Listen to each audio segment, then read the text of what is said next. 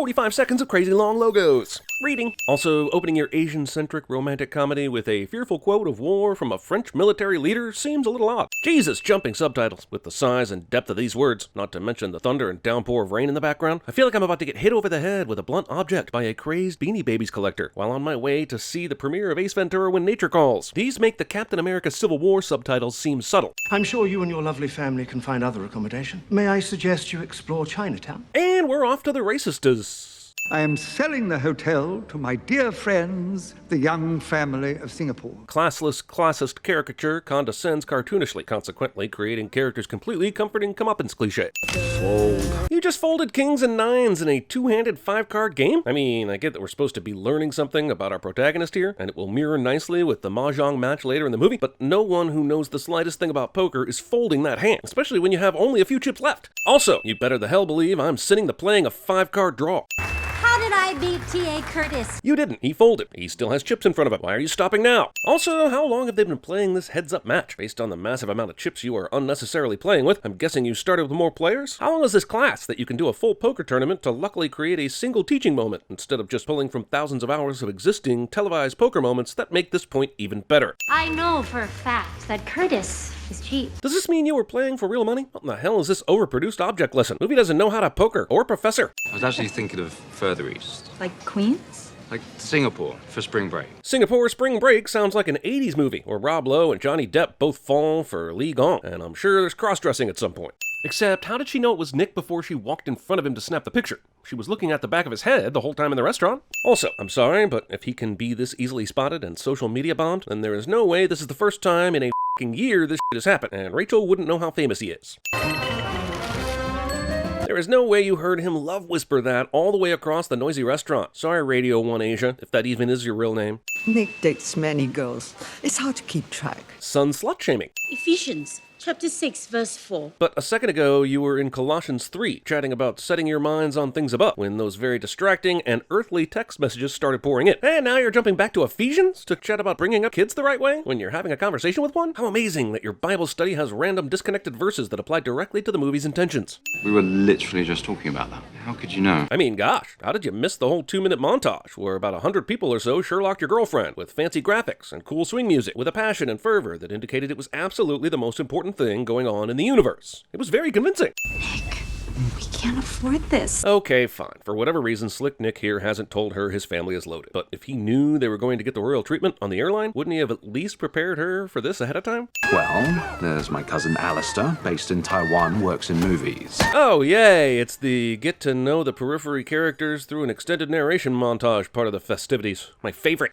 Having you wear one of my pieces is better publicity than I can buy. Movie hints at an Ocean's 9 expanded universe. Aquafina's presence later all but confirms it. I get there in a private suite, but this is first class, not a private plane. This would be the ickier version of the baby crying the whole plane ride. More like Singa Rich, am I right? Also, this helpful map tells us that they are going to Singapore. It says it twice, and there's even a Singapore Strait to further hammer that home. And they've been discussing Singapore this whole time, so it's only natural the movie tells us we're in Singapore once again in big, bold letters. I would have removed 500 sins if instead of Singapore it said Australia. So that fancy curbside service doesn't extend to the landing? Why are these two carrying their own bags now? 20 seconds of Singapore sightseeing porn. You know what to do.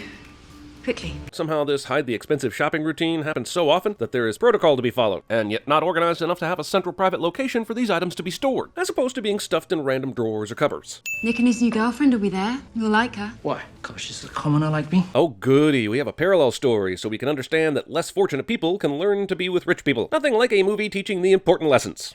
Oh, I got you something too. When it comes to these two, I'm just gonna go ahead and do what the scriptwriters should have done in the first place. Skip vomiting Merlion. How can I resist? But Nick, she's wearing glasses. She's clearly not hot and sexy anymore. Nice to meet you too. Chu? Cuckoo? Could you? Poo-poo? I mean, is she feeding that infant an entire fried chicken nugget? I get that it's a joke, but it's like a joke from a cartoon or a parody, not a heartfelt romantic comedy. This whole crazy niche Asian family is a tone's throw in the wrong direction. She's American, huh? Really skinny. You want to look like that? No. Then eat your nuggets! Haha, because Ken Jeong is insulting Constance Wu, calling her ugly even though she's not, and comedy. These people aren't just rich, okay? They're crazy rich. 2/3 of roll credits. Roll credits? But the Young family, they're old money rich. They had money when they left China. So why did we need the opening in the hotel getting this film off on the absolute wrong foot when Awkwafina does a great job explaining everything we need to know here without the cliched racist Londoners in the background? Which is why tonight, you need to not look like Sebastian of The Little Mermaid. Jesus Christ, this movie is bad momsing the beautiful Constance Wu more than Bad Moms did to Mila Kunis. Also, I have to go to a dinner but I have nothing to wear, even though what I have on is perfectly fine and makes me look hot cliche. Did you just copy and paste Jungle and just kind of threw it in there? This argument seems forced, since there is obviously a gate right in front of you, and guards that you would have clearly seen before they snuck up on you for no apparent non-comedic reason. We're going through? Okay. Don't stab the car. This feels like a Melissa McCarthy level of ad-libs was allowed on set, and that's not always a good thing. Oh my God, it's beautiful. Well, it's 200 mil worth of real estate. The wealth fantasy bullshit in this is for real, yo. This movie looks at affluence like my 13-year-old niece looks at Taylor Swift. It is the ultimate in human achievement, and we should all aspire to such things. It would be one thing if this movie even once nodded at issues of greed, corruption, or waste. But nope, it wants to take a Scrooge McDuck dive into its pile of gold. Enjoy your swim. Here's 15 cents. Damn, Rachel. It's like the Asian Bachelor. Well, he technically is an Asian bachelor. Good grief. This movie's supposed to be funny, right? Unnecessary sound effect alert. We know what selfies look like, movie. You don't have to hit us over the head with a camera shutter sound every time someone takes one. Phones don't even make that noise unless you tell them to. And even then, from that distance, in that room, you would most certainly not hear it anyway. Have you prepped Rachel to face the wolves? Rachel is a New Yorker, and she lectures millennials for a living. Nick Young might be the nicest guy on the planet, but he's an asshole. Conceals his wealth from Rachel for one full year, never really tells her, but reveals it by boarding on a luxury plane, and doesn't make one attempt to prepare her for his mother. What kind of relationship is this? What have their conversations been like up until now? Why does Rachel still trust this guy? Also, is millennial just a synonym for college age now? Because the actual generation was born from 1980 through 1995 or so, meaning most actual millennials are likely out of college now. In fact, based on the 1995 flashback at the beginning of the movie where Nick appeared to be around 7 or so, he himself is a millennial, and likely Rachel too. So technically, she teaches Gen Z for a living, right? This is Auntie Alex and Auntie Felicity. Hi, it's so nice to meet you. Every single person in this meeting the locals montage will stand on the same mark with the same background, almost as if they were placed there by a DP to emphasize the repetitive nature of the event, instead of how introductions might actually occur at a party. Your parents like to entertain? Oh, I'm sorry, your mother's single. How would they know that? She just told Eleanor about her dad dying a few minutes ago. They started clearing away dinner. Your favorites. Man, can't wait to find out what happens with Michael's startup tech company subplot. And by can't wait, I mean don't give a and don't understand why a 2-hour movie that should be 90 minutes tops chose to keep the storyline in. Why would they want to buy a rare Cambodian gong? Because they couldn't find a rim shot? I thought you might be excited that the first girl that I bring home is a Chinese professor. Chinese American. The movie deservedly gets credit for its diverse and expansive superstar Asian cast, and the way it captures Asian culture. But one of the most impressive things to me is the subtle way it navigates the nuanced prejudice within the Chinese culture itself. The cultural education and impact alone is well worth a sin-off. Someone forgot to wear a bra. So? Rumor is she was in a porno. 2 girls, 1 cup of noodles. I've heard Robert Downey Jr. plays the cup of noodles. Not sure why I need to know this is international waters or why these subtitles are getting so ridiculous. I keep feeling like a new movie is starting every time one of them pops up. But maybe this international waters film is actually good. Is it directed by Rennie Harlan? To organize a party this massive takes a massive asshole. I see Nick is using the cover your own mic but speak directly into someone else's mic form of subterfuge. Very smart. I genuinely don't understand what kind of comedy this film wants to be. That felt like something out of a Naked Gun film. Also, Jin Yang from Silicon Valley was in charge of this bachelor party, building it up as something so insane he had to host it in international waters. What's being done here is no different than renting out a club for a night. This party might be fun, but it's needless bull. Next stop. So the guys are off drinking beers and shooting rockets with bikini models, and the girls are capping off a catty free-for-all shopping spree by going to a spa. Good to see gender stereotypes remain the same worldwide. Holy on a shoelace. Where's that chopper parked? Is that safe? That cannot be safe. Nick told you that we were together, right? Can we have one goddamn romantic comedy that doesn't have the old girlfriend stirring up cliche? This movie might have been a game changer for an ethnically evolved mainstream offering, but it threw every f***ing rock at the rom-com cliche tree to see what would stick. Congrats on the clever pun, but do you have the hook and fish emoji in your recently used or something? Maybe I just suck at emojiing, but it would take me at least a full minute of very confused thumbs to find those things. I don't usually focus on continuity errors from one shot to another, but the way Rachel's arms go from crossed to uncrossed and then crossed again in this edit here is almost criminal, and must be mentioned. You just can't get stuff this wrong and hope people don't notice. And I love who I am around you. This line underscores a problem problem with this movie. We haven't seen Nick and Rachel's relationship until now. What does he see in her and vice versa? How do these two personalities mix? The movie spent 3 minutes showing Nick's mom being turned away from a swanky hotel only to have her husband buy it, which is fun, but has nothing to do with the core conflict of the movie. You put the baby in bed. Tuck, tuck, tuck. Then you eat the baby. Wait, that Pixar short wasn't a metaphor? Is this just a thing? Microwaving macaroni and cheese for their own children.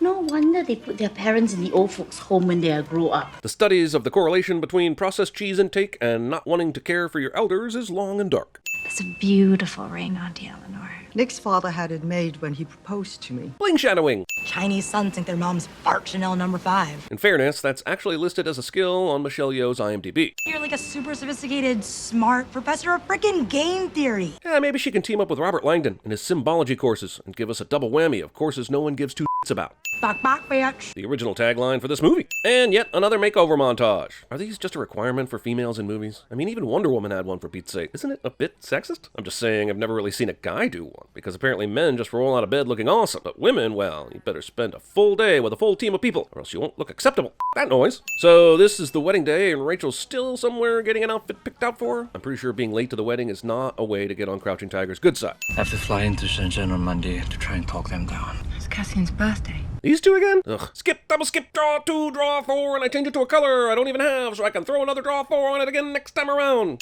You look spectacular, you know that? It's the double Spanx. I can't breathe. Spanx. I hired a private investigator. And in just 3 days, he was able to figure out Rachel's mom's dirtiest secret about cheating on her dad with someone else. And that someone else is the father. Dun dun dun. Also, this Maury Povich moment comes during the celebration of her son's best friend's wedding. Like, could you not spring this after everything's settled? You know, like tomorrow? Tomorrow never dies. Petey, how long you been standing there? Just a short while. Nothing like a good laugh between mother and daughter about a creepy stalker taking pictures of them. My mom taught me how to play. She told me Mahjong would teach me important life skills. This Mahjong scene is pure brilliance. You don't even have to understand the game to get the symbolism, metaphor, and beauty of this I have all the cards, but I'm letting you win moment. And how it mirrors the I have none of the cards, but I'm going to win moment from the beginning. But the more you look into the actual game, the deeper the symbolism grows. I don't have the space here to go into it all, but I do have the space to take off a few sins for one of the smartest and most poignant scenes of 2018. So all that stuff she just told Nick's mom, realizing she's not good enough for her son, that's still the case, right? Surely she didn't change her mind because she said some pretty things and threw a single game of Mahjong. Why yes, this movie is trying to make me happy that this rich Asian woman gets to freely embrace her $1.2 million earrings. A true love story for the ages. I believe this character's name in the script is Constant Wu. Boyfriend waits until his girlfriend gets on a plane to make a final plea cliche. I just need 30 seconds with this woman. This is what I say to my wife every night, and then 15 seconds later, she's not happy with me. Yeah, that's his mom's ring, so she gives her blessing. But couldn't Nick lead with that fact? It's not a twist if we see it coming, so trying to make this scene seem like a surprise is kind of pointless. We interrupt this grand finale of feelings to point out what may be the biggest slice of what the pie in this entire movie. Is that T.A. Curtis, the teacher's assistant chump she literally schooled in poker at the beginning of the movie? How the hell is he here? Nick just did the catcher before the plane leaves proposal less than 24 hours ago, and even if he did have time to get there, which he most certainly did not, why in the hell would he? He's her freaking teacher's assistant. How does he rank? I'm sure we'd all like to be weeping tears of joy for our extremely wealthy Asian brethren right now, but T.A. Curtis? Nice. Astrid finds happiness during the mid-credits scene with discount Joseph Gordon-Levitt.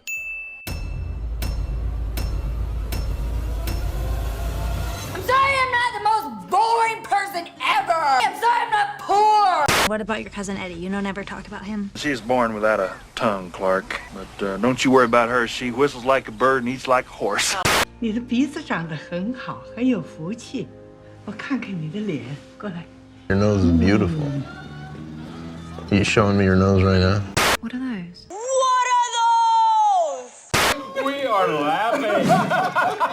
He is more man than you'll ever be. If we're talking about truth bombs, well, take shelter, because I'm about to make it rain. Follow the queen, live your dream, but don't sleep. Don't sleep, because she might disappear. It could be so nice growing old.